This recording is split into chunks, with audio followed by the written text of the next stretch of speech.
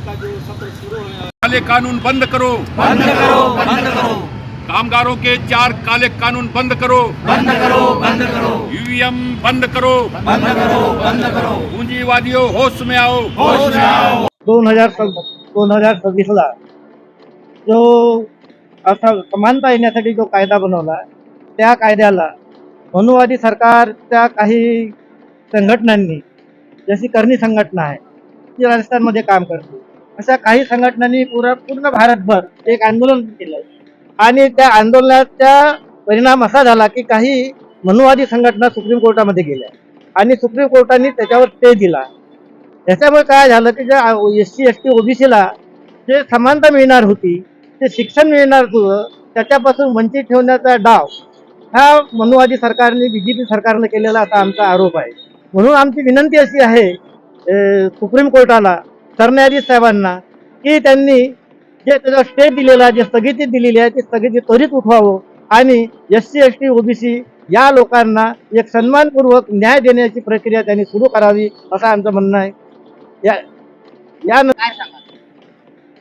बघा, कामगार विषयक जे कायदे बनलेले आहेत भारतीय संविधानामध्ये डॉक्टर बाबासाहेब आंबेडकरांनी अधिक सर्व समाजाच्या लोकांना, सर्व वर्गाच्या लोकांना, जे कामगार वर्गामध्ये मोठा त्यांना अधिकार मिळायला हवे, ते 29 जे कामगार कायदे आहेत त्याला संपुष्टामध्ये आणून नरेंद्र मोदी सरकारने नवीन 4 कामगार कायदे आणण्याचे जे प्रयत्न त्यांच्या चालू आहे.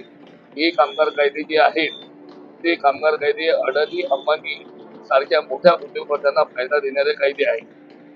तुम्हाला माहित असेल का, 1 मे आम्ही कामगार दिवस आम्ही साजरा करतो. 1 मे कामगार दिवस का साजरा करतो की आधी कामगारांना 16 तास काम करावं लागत होतं आणि डॉक्टर बाबासाहेब आंबेडकरांनी भारतीय संविधानामध्ये 29 कलम त्यामध्ये मांडल्या.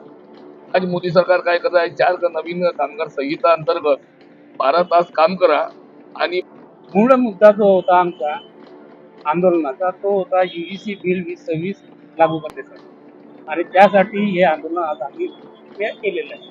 या अनुषंगाने आम्ही बाकीच्या 4 मागण्या घेतल्या आहेत. तो आहे 4 कामगार कायदे रद्द करा, दुसरा आहे OBCचा जनगणनेमध्ये प्रवर्गाचा समावेश करावा आणि पहिला जो होता तो UGCचा लागू करणं आणि सर्वात महत्वाचा मुद्दा होता तो EVM बंद करा आणि बॅलेट पेपरवर घेऊन पाहिजे.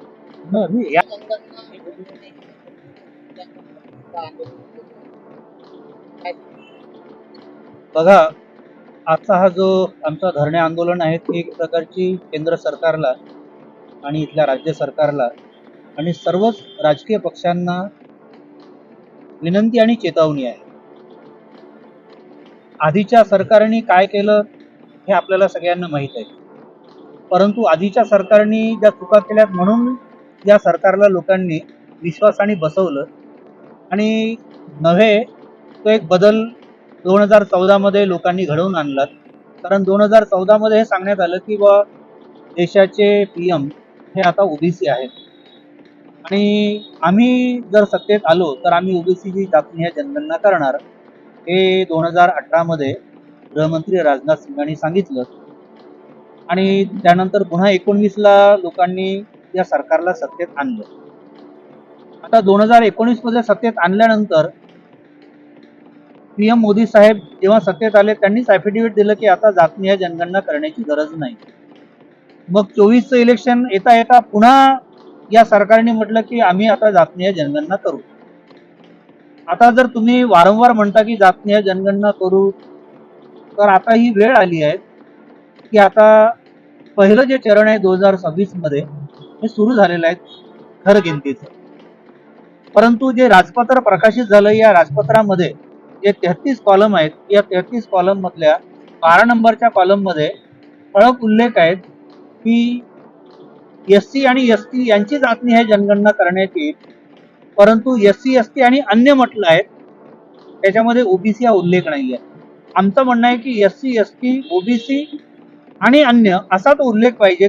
OBCचा उल्लेख आपण हेतुपुरस्सर टाळला, म्हणजेच या सरकारला, जे सरकार OBCचे कैवारी आहोत, जे PM सांगतात की मी OBCचा आहे, जे PM सांगतात की मी मागासवर्गीय तेली समाजाचा आहे, रमेश पिसे हा तेली समाजाचाच आणि OBC मधलाच तुमच्याच घरातला तुम्हालाच प्रश्न करतोय की मोदी साहेब, पहिले तुम्ही लवकरात लवकर ही चूक त्याच्यामध्ये केली ती दुरुस्त करा आणि या 12 नंबरच्या कॉलम मध्ये SC ST समवेत ओबीसीच्या सर्व जातींची जातनिहाय जनगणना करू असा तुम्ही कॉलम टाका, तर आम्ही तुमच्यावर विश्वास ठेवणार आणि तुम्हाला खरा ओबीसी आम्ही मानणार. म्हणून पहिले आपण ती दुरुस्ती करावीत, त्वरित करावीत, अन्यथा हा ओबीसी समवेत इथला SC ST मायनॉरिटी प्रवर्ग इव्हन सवर्णही तुम्हाला माफ करणार नाही, कारण आपण वारंवार आपले शब्द बदलतात हे आपण प्रूव्ह केलं आहे. सरकार महिलांना आरक्षण आपल्याला खरं तर हा विषय तुम्ही जो विचारलाय प्रश्न हा फार गहन आहे. आज सकल एकता मंचाच्या माध्यमातून ओबीसींच्या हक्कासाठी, त्यांच्या जनगणनेसाठी, UGC कायद्यासाठी आणि अनेक विषयावर EVM हटाव या अशा अनेक विषयाला धरून आज इथे आंदोलन करण्यात आलेलं आहे. आपण जो प्रश्न विचारला महिलांच्या प्रतिनिधित्वाचा, त्याला पहिल्यांदा आपल्याला समजून घ्यावं लागेल की आपण ज्या देशामध्ये राहतोय, लोकशाही देशामध्ये किंवा संविधानावर आधारित लोकशाहीच्या देशामध्ये आपण राहतोय, परंतु सध्याची जी परिस्थिती आपण बघतोय, लोकशाहीचे चारही स्तंभ आजच्या परिस्थितीमध्ये हुकुमशाहीच्या दिशेने वाटचाल करताना आपल्याला दिसतोय आणि पुन्हा एकदा नव्याने मनुस्मृतीद्वारा चालविण्यात येणारा भारतवर्ष निर्माण करण्याचा प्रयत्न इथे सुरू आहे. ही वाटचाल लोकशाहीची नसून हुकुमशाहीची आहे असं मला वाटतंय. कालच झालेला शिवाजी महाराजांच्या जयंतीचा कार्यक्रम जर आपण बघितला तर आपल्याला लक्षात येईल की शिवाजी महाराजांना देखील धर्मगुरू करण्याकडे वाटचाल सुरू झालेली आहे. म्हणजे ज्या शिवाजी महाराजांना माणूस म्हणून त्यांनी स्वतःचं कर्तृत्व सिद्ध केलं आणि महामानव झाले, आज त्यांच्या आरत्या व्हायला लागलेल्या आहेत. त्यांना विशिष्ट धर्माचे राजे म्हणून त्यांना संबोधित, रयतेच्या राजेच्या ऐवजी विशिष्ट धर्माचे राजे म्हणून त्यांना संबोधित करण्याकडे कल आहे. म्हणजे एक सायलेंट पॉइझन या देशातील युवांना आणि या देशातील बहुजनांना दिला जात आहे, ते म्हणजे धर्माचं पॉइझन दिला जात आहे. आणि या धर्माच्या पॉइझनच्या आधारे सर्व जे सामाजिक प्रश्न आहेत, आज जे प्रश्न आहेत त्या प्रश्नाला बदल देण्याचा प्रयत्न होतोय.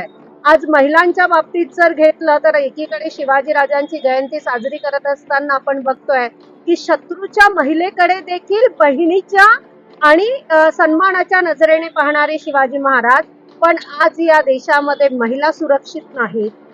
भाजपाचे किंवा सत्तेवर असलेल्या पक्षांचे जे पुढारी आहेत त्यांच्याकडून महिलांवर अन्याय होत आहे, परंतु कारवाई होत नाही. आज खेळाडू सुरक्षित नाही. एप्स्टीन फाईल सारखे जागतिक लेवलचे जे प्रश्न आहेत, जे मणिपूरमध्ये महिलांवर झालेला अत्याचार, त्यांना ज्या पद्धतीने महिलांना मणिपूरमध्ये त्यांची अवहेलना करण्यात आलेली आहे, एप्स्टीन फाईलच्या माध्यमातून तेच सुरू आहे.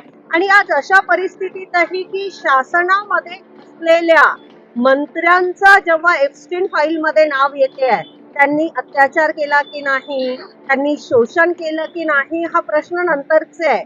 परंतु अशा प्रकारे शिक्षा सुनावल्या जाणाऱ्या व्यक्तींसोबत त्यांचे घनिष्ठ संबंध आहेत, तर ते या देशाच्या शासनामध्ये राहून महिलांचे संरक्षण कसे करू शकतील हा ज्वलंत प्रश्न आहे. आणि अशा वेळी एकीकडे शिक्षणाला, म्हणजे UGC जर घेतलं तुम्ही तर रिलेटेड एज्युकेशन, म्हणजे एकीकडे शिक्षण मोडकळीस आणण्याचा प्रयत्न झालेला आहे.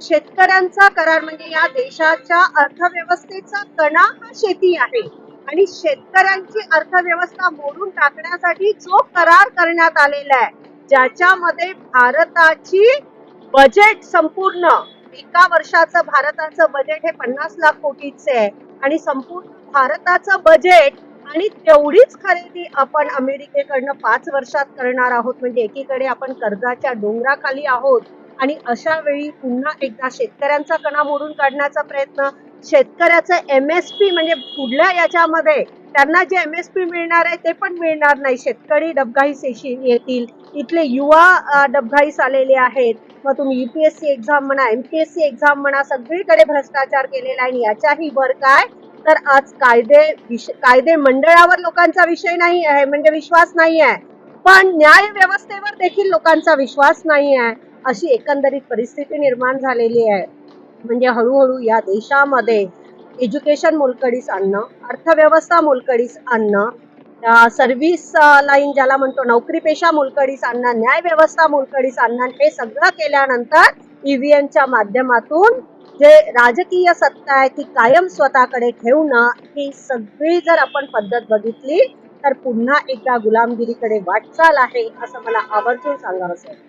अवंतिकाताई, आपण नागपूरमध्ये पूर्ण महाराष्ट्रामध्ये असं बघितलं आहे की ओबीसी जे आहेत ते पक्षापक्षाचे आहेत.